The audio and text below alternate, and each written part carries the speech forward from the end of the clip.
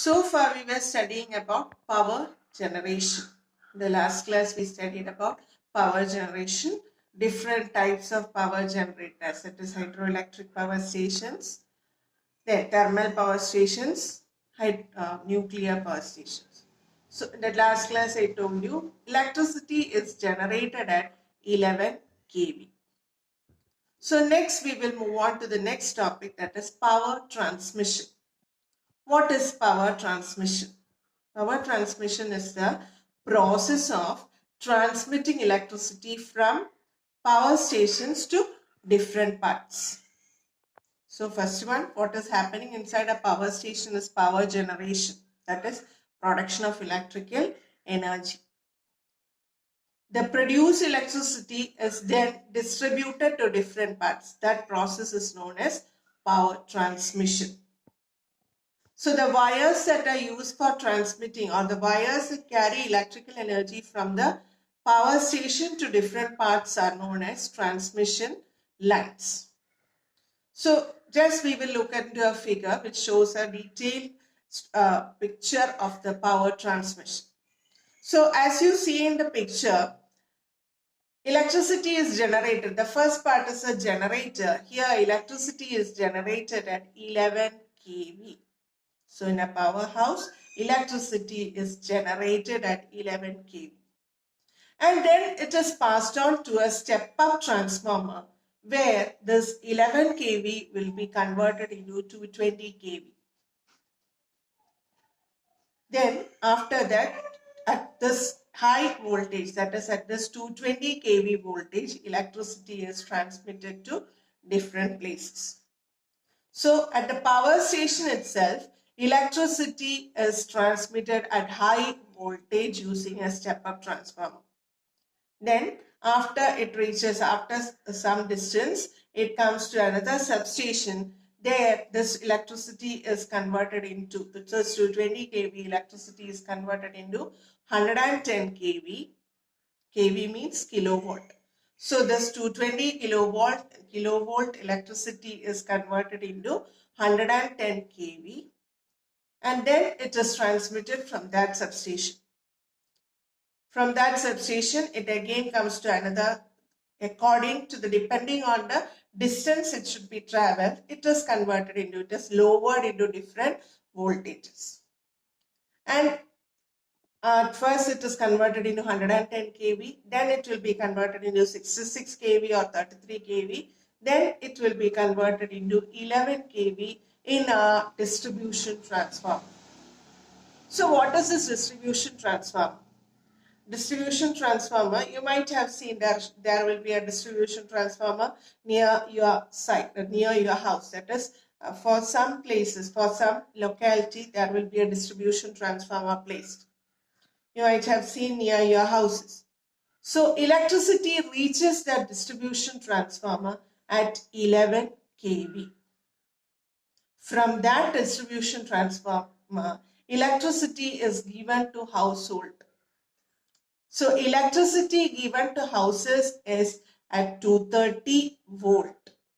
So 11 kV electricity reaches the distribution transformer. From the distribution transformer, this 11 kV is converted into 230 volt and it is supplied to houses. So what is the type of generator used in that distribution transformer? What is the type of transformer used in that distribution transformer? It's clear that as 11 kV is converted into 230 volt. 11,000 volt is converted into 230 volt. So it is a step down transformer. So this 230 volt is supplied for household purposes. Then for industrial, there are small scale industries in your locality. Then that industrial purposes 400 volt is supplied from the distribution transformer. So this long process is known as power transmission. So at first electricity, that is a very important point, electricity is generated at 11 kV and it is transmitted at 220 kV, or it is transmitted at a very high voltage to distant places.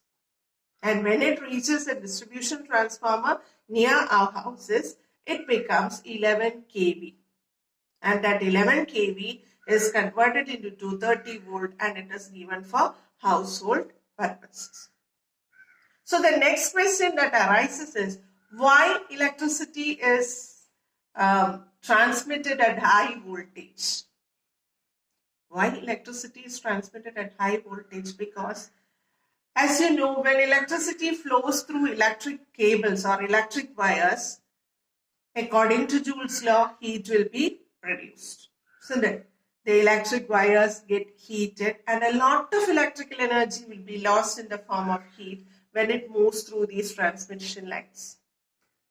So in order to produce the heat energy occurring, we are transmitting electricity at high voltage. So the next one is, according to Joule's law, the heat energy produced, H is equal to I square RT. You can see the formula, H is equal to I square RT, we have earlier discussed. So the problem is we have to reduce the heat energy produced during the transmission of electricity. When electricity flows through the transmission lines, heat energy will be produced and the electricity is wasted. So we have to reduce the heat energy produced. So how will you reduce the heat? So I already said, according to Joule's law, H is equal to I square RT. In order to reduce the heat, we can either reduce the current or resistance or time. The first point, reducing time is not possible. We have to get electricity 24 hours, isn't it? So the reducing time is not at all possible. So the next option is we can reduce the resistance. If you reduce the resistance also, what happens? Heat energy will be reduced because the formula is H is equal to I square RT. If you reduce the time, heat energy reduces. If you reduce the resistance, also heat energy reduces. If you reduce the current, also heat energy reduces. So reducing time is not possible. Next condition is we can move on to reducing the resistance. We can reduce the resistance by using thick wires. But it is not practical to use thick wires hanging through a very long distance. Understood? The transmission lines are passing through a very large distance, and through these very large distance, these large wires are hanging are impractical. So reducing resistance is also not a solution. Then what is to be reduced? Only option to reduce is reduce the current.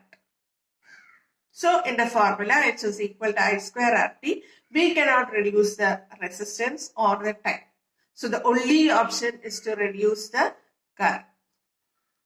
Then also there is another problem. According to the formula, P equal to VI. What is P? P is power. P is equal to VI.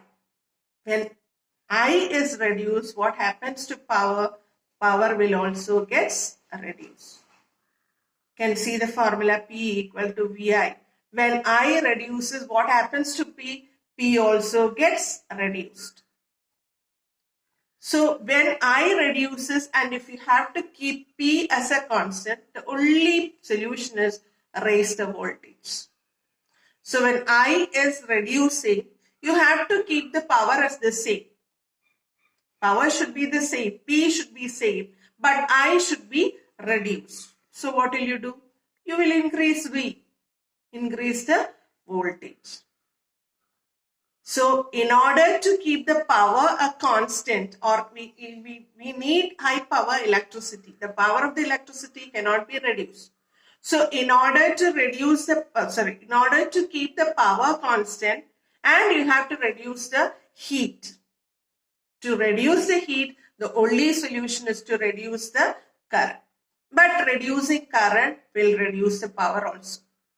So in order to keep the power constant by lowering the current, the only way is to increase the voltage. That is why electricity is transmitted at high voltage. Understood? Suppose H is equal to I square RT. The current is reduced by 1 by 10. Current is reduced by 1 by 10.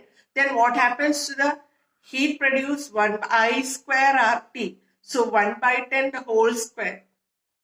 So the heat produced will be reduced to 1 by 100. So in order to reduce the heat energy produced in electric wires during transmission, electricity is transmitted at high voltage. Understood?